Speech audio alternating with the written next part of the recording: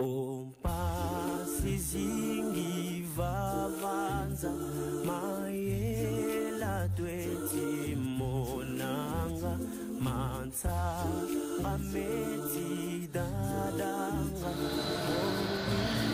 à toutes les équisiennes, yéngue à tous les équisiens de partout dans le monde où vous nous suivez. Nous sommes très contents de vous savoir nombreux manger sur votre chaîne Canal Wondiste Universel. Nos salutations chaleureuses également à toutes les personnes qui ne confessent pas la foi wondiste, mais qui tomberont sur notre émission de ce jour. Si c'est pour la première fois pour vous de nous retrouver sur votre chaîne Canal Wondiste dans le cadre de notre émission de décryptage, nous vous souhaitons la bienvenue et sachez que nous sommes très contents de vous savoir également nombreux branchés sur votre chaîne. Avant que nous puissions commencer notre émission de ce jour, j'aimerais bien vous inviter à vous abonner massivement à votre chaîne, mais également d'inviter vos proches à s'abonner massivement à votre chaîne. Cela contribue au progrès de la chaîne, mais également à l'expansion du message du Saint-Esprit. Aussi, je tiens du fond de mon cœur à vous présenter mes sincères remerciements partant de l'attention que vous avez fait montre en suivant notre précédente émission qui a parlé de la divinité de Tata Onda sur les plans bibliques. Spécialement, la question qui a été abordée, c'est celle de comment reconnaître le Saint-Esprit. À travers notre précédente émission, nous avons pu déterminer les indices que Jésus-Christ nous a donnés à travers ses enseignements pour pouvoir détecter le Saint-Esprit lors de sa manifestation. Aujourd'hui, nous allons parler de la divinité de Tata Onda, mais sous un autre aspect, à savoir l'aspect prophétique. Nous allons chercher à savoir s'il y a des messages qui ont été donnés se rapportant à la divinité de Tata Onda. C'est ce que nous allons comprendre aujourd'hui.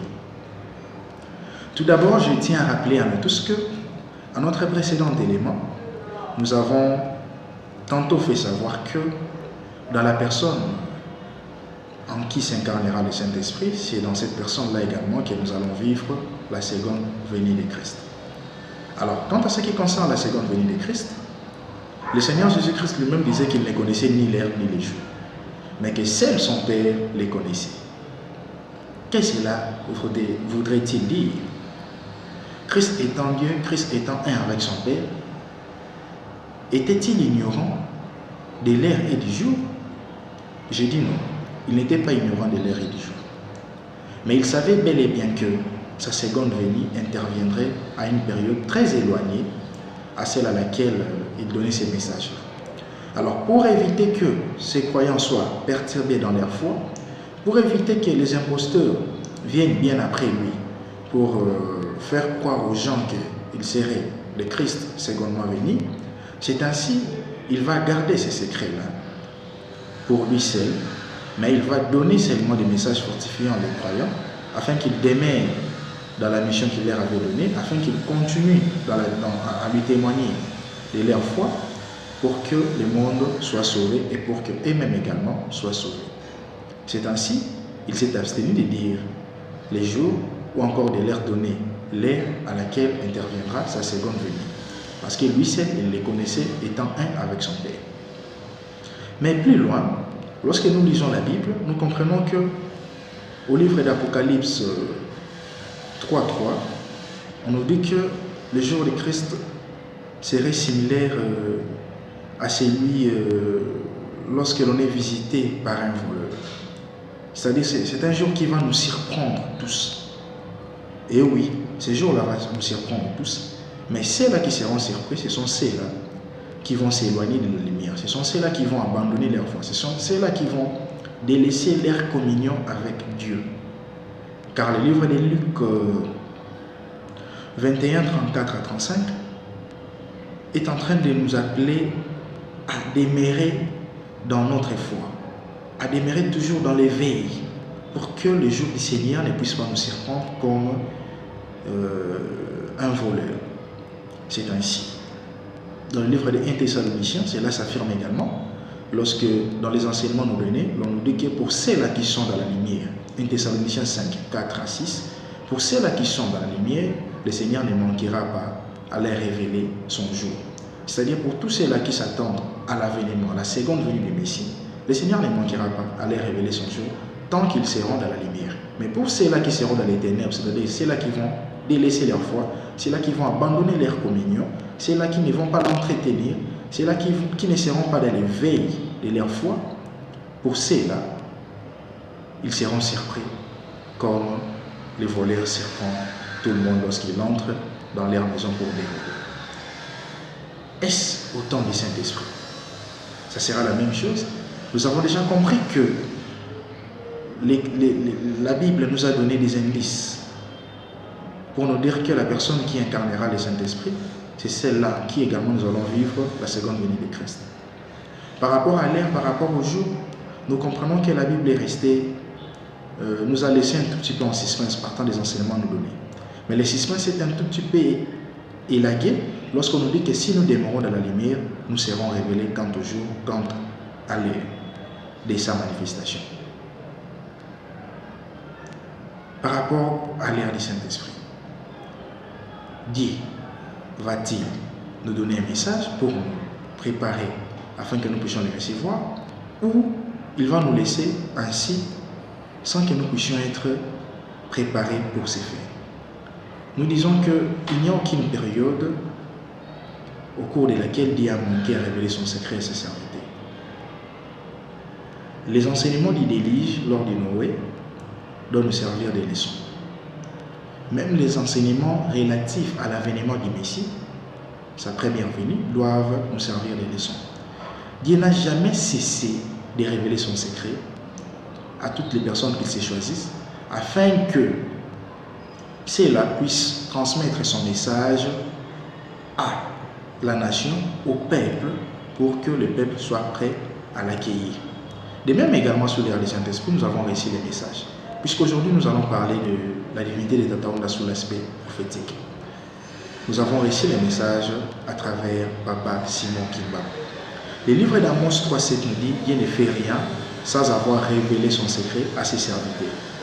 C'est ainsi, au temps du Saint-Esprit également, Dieu ne pouvait pas s'en passer. Il devrait, puisqu'il avait déjà posé les principes, partant du livre d'Amos 3.7, il devrait les respecter parce que lui-même il est le Dieu des principes. Il l'a respecté et il nous a donné les messages à travers Papa Simon Kimbam. Papa Simon Kimbam, lorsqu'il a commencé son ministère en l'an 1921, précisément le 16 avril, bien des temps après, il va recevoir un couple stérile, à savoir le couple Kisaka, Nzeza et Maman Ngandu Elisabeth. Ce couple ira à la rencontre du prophète Simon Kimbam parce qu'ils avaient besoin d'avoir des enfants. Parce qu'ils voulaient à ce que le problème qu'ils rencontraient trouve des solutions aux yeux de Dieu. C'est ainsi, comme ils avaient attendu parler du prophète Simon Kimbam, ils vont se dépêcher et se mobiliser pour aller à sa rencontre au village qu'on appelle Sanda, Umbanza Sanda. Là, c'était en 1921. À leur rencontre avec les prophètes, ces derniers vont prier pour eux et puis il va leur annoncer la bonne nouvelle. Que leur problème aux yeux de l'Éternel avait trouvé solution. Mais il ira plus loin pour leur dire que ce couple-là a été choisi par Dieu, a été gracié même par Dieu. On sait que à travers ce couple, le monde sera béni parce que le troisième qui naîtra, le troisième enfant qui naîtra de ce couple-là sera un mâle, c'est-à-dire un enfant de sexe masculin. Et c'est de celui-là que lui, Simon Kimbam, est venu baliser les chemins. C'est celui-là le Messie, dont lui, Kimbam, est venu annoncer. Il va leur demander de garder secret ces messages. Le couple a été réussi à huis clos, mais bien avant même que le couple soit réussi, et bien après même que le couple ait été réussi, Papa Simon Kimbam continue à donner toujours les messages selon lesquels lui, Kimbam, il était venu baliser les chemins pour l'avènement du Messie.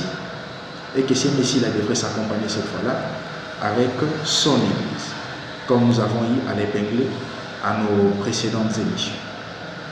Donc nous comprenons que sous l'ère du Saint-Esprit, le message nous a été déjà donné par le prophète Simon Kimbam. Mais est-ce l'unique message? Nous disons non. Il y a également d'autres messages qui nous sont parvenus venant d'ailleurs, précisément à Corée, où Dieu a inspiré ou a révélé même l'état providentiel, c'est-à-dire la période en dehors laquelle la manifestation de Christ secondement venu devrait être opérée ou devrait se réaliser. Selon les messages récits en Corée, le Messie devrait être né dans la période comprise entre 1917 à 1930.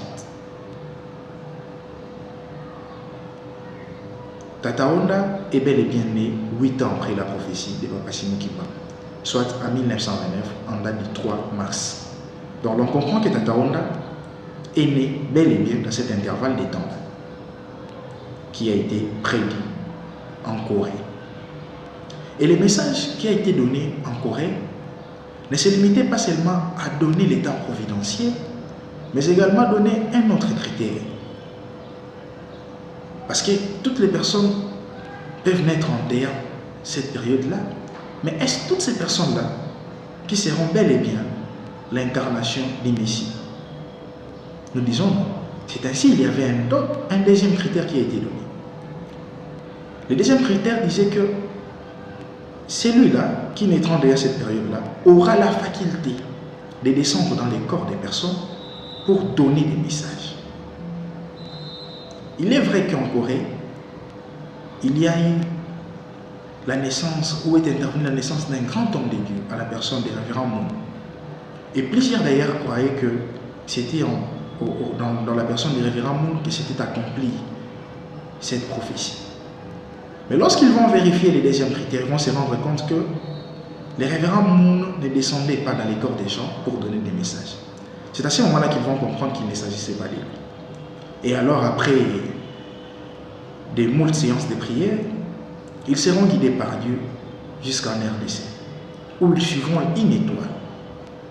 Guidés par une étoile que Dieu leur avait donnée comme étant les repères, afin qu'ils viennent à la rencontre de cette personne-là, que lui s'est choisi pour qu'il soit sa seconde manifestation, mais également pour qu'il soit la manifestation du Saint-Esprit. Lorsqu'ils vont descendre ici en RDC, ils viendront à la rencontre de Tata Honda. Ils vont se rendre compte d'abord que Tata Honda est né en 1929, donc il est dans les temps providentiels. Deuxièmement, ils vont se rendre compte que Tata Honda descendait dans les corps des gens et donnait des messages. Ce qui va leur pousser à confirmer bel et bien les révélations qu'ils avaient reçues, les prophéties qu'ils avaient reçues. Et à confirmer bel et bien que c'est en Tata Honda que s'est réalisé cela. Et que Tata Honda était l'incarnation, non seulement du Saint-Esprit, mais également la manifestation de la seconde venue de Christ. Donc là, ce sont les deux grandes prophéties que nous avons répertoriées, parmi tant d'autres qui ont été données. Mais nous avons répertorié les deux, afin que nous puissions les partager avec vous, et que vous également vous soyez éclairés pour comprendre que dans ces pays, nous avons réussi la troisième manifestation de Dieu, qui est Tata Honda Wasilo Akitokulu, Dieu le Saint-Esprit, l'Esprit de vérité, Tambro.